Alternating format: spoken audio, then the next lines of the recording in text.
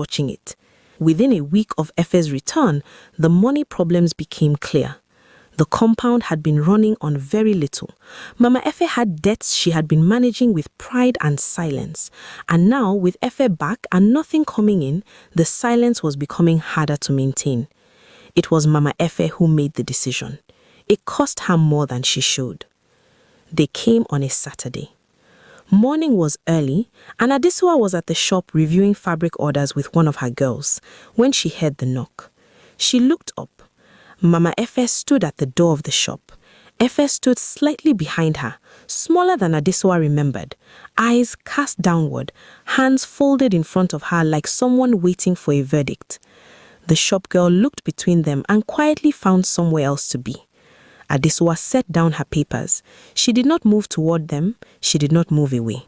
Adesua, we have come to see you. I can see that. Sit down. Adesua remained standing, not to dominate, but because her hands needed something to do, and the fabric orders were still on the table. Mama Efe looked around the shop slowly.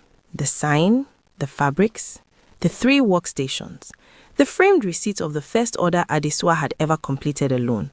Mama Rolande had suggested she frame it, and she had. Something moved across Mama Efe's face. It was not quite guilt. It was the expression of a woman doing arithmetic she did not like the answer to. You have done well for yourself. Thank you.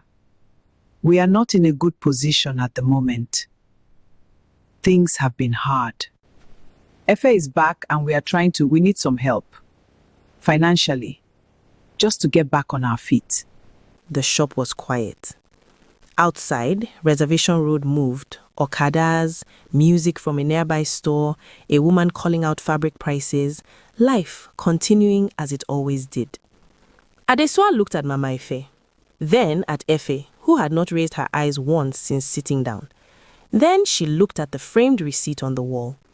She thought about the brown envelope under her pillow, the morning she woke up and it was gone, her father's silence, the compound women and their whispers in the market, the single room off Ubowo Road, the night she planned alone with no one watching. She thought about all of it. And then she let it go. Not for them, for herself. Because she had learned in 5 hard years that bitterness is the only prison you build and then also agree to live in. She pulled a chair and sat across from them. Her voice, when it came, was calm and clear. I am not going to give you money. Mama Efe's jaw tightened. Not because I cannot, but because that is not what either of us needs from this moment. So you want to humiliate us? After everything? I did not invite you here, Ma. You came, and I am speaking to you with more respect than this moment requires. Please hear me. What was done to me was wrong. You know it, I know it, the compound knows it, and that is not why I built this place. But I will not write a check over it either, as if money can fold it up and put it away. Efe, barely a whisper, still not looking up. Adesua, I am sorry. The shop held that sentence for a long moment. Adesua looked at her stepsister fully for the first time since they sat down. I know you are, Efe. Efe, eyes finally rising, red-rimmed.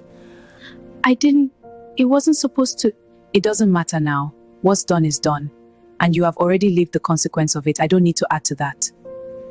She stood, smoothed her fabric, walked to the door and held it open, not in anger, but with the quiet, unmistakable energy of a woman who knew exactly where her boundaries were and had paid for every one of them. I hope things get better for your family. Genuinely. But I cannot be the one to fix it. That chapter is closed. So that is it.